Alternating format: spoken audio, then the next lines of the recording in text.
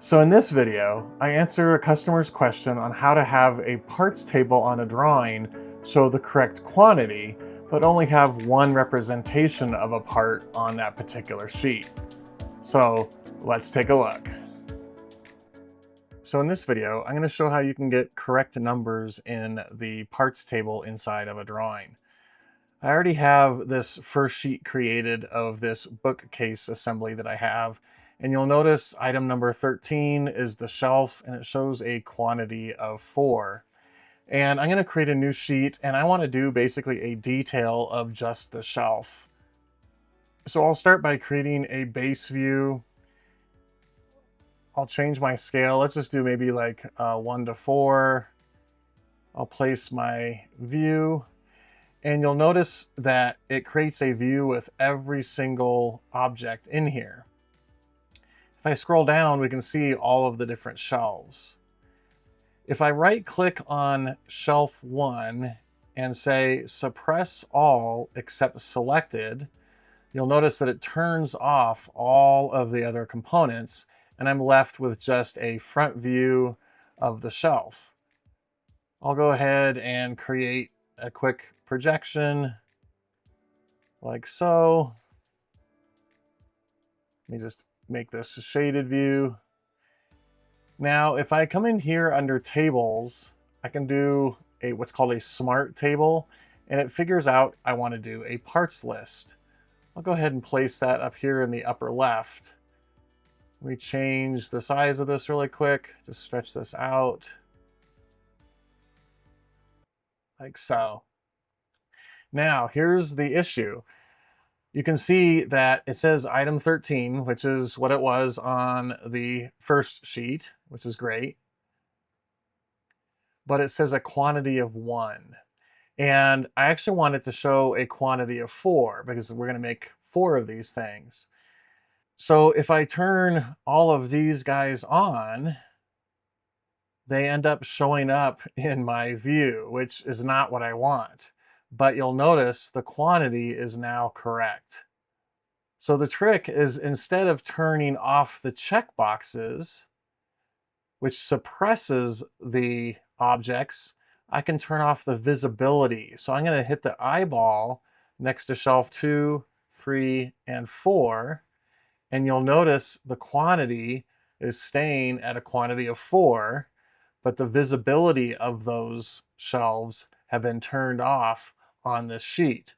So it's only showing the shelf 1, the visibility of it, but you can see it's showing the total of 4 shelves being unsuppressed.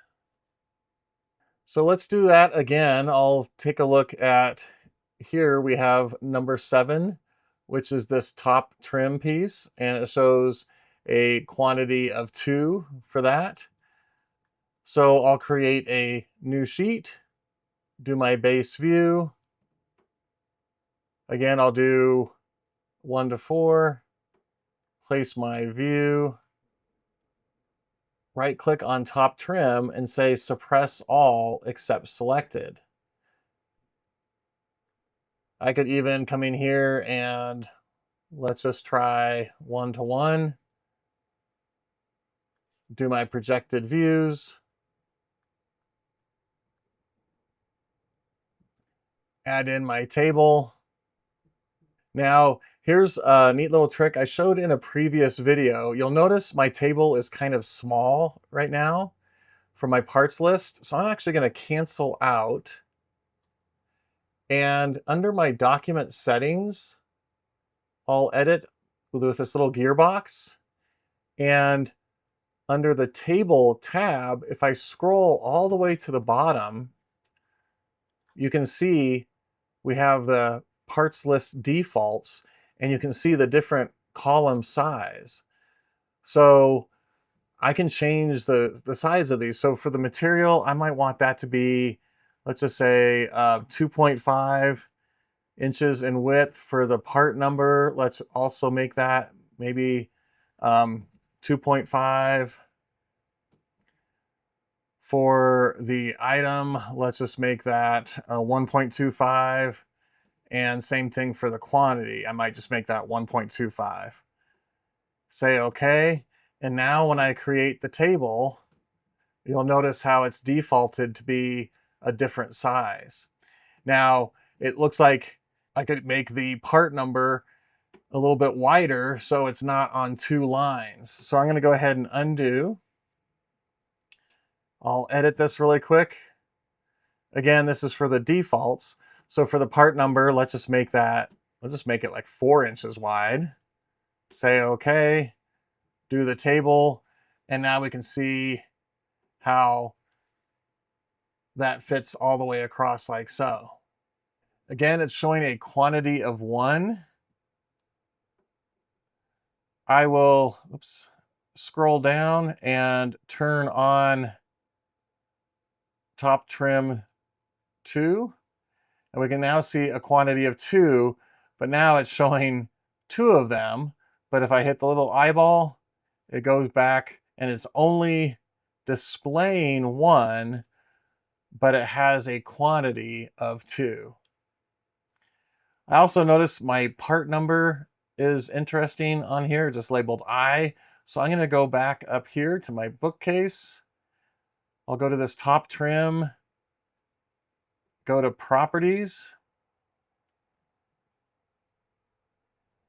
and I can edit this part number, and I might just call this top trim,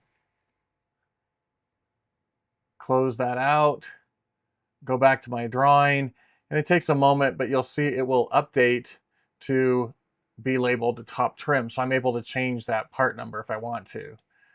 So that's the cool little tip on how you can show the correct quantity number of the part, but have only 1 displayed on your sheet, which I can now come in, for example, auto dimension,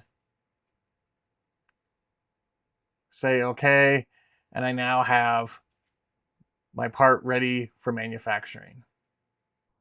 The other tip I wanted to show with this parts list is that you can edit this parts list to display more information than what's being shown. So if I double click on this parts list, you can see that it has a whole bunch of different columns that can be displayed. For example, part name, description, mass, etc. So if I click on mass, you'll see that it adds that column in there. I can also add in description, and I currently don't have a description, but I will add that in there. You can see, who the designer was. So I'm going to go and I'll keep scrolling down. Estimated cost. I could turn that on. I'll go ahead and scroll through so you can see all of the different options in here. If I were to come in, I can come in and edit these columns, just make them a little bit wider, like so. If I come back to my part here and edit the properties, you can see the description. I could add a description in here. I could just say purchased part. You can see all of the different options I can fill out in here. So the designer, I could say, I'll just put my name in there. Physical, we can see what the mass is, for example. Here's the estimated cost. We'll just say it's $550. I'll close that. And if I come back to my drawing here, we can see that it's filled in who the designer is, the description, and the estimated cost. So you have the ability to control what is displayed in this parts list, and you have the ability to also edit what's displayed inside the parts list. So there's just a couple quick tips on making your drawings a little bit more useful with using a parts list and having a sheet that shows the dimensions for a singular part, but shows the correct quantity for that particular part. I hope you learned something new and enjoyed that video. If you did, make sure you've hit like and subscribe. That way you'll be notified of upcoming videos. If you'd like to learn more about Fusion, make sure you visit my webpage at cadedllc.com. And as always, have fun learning Fusion.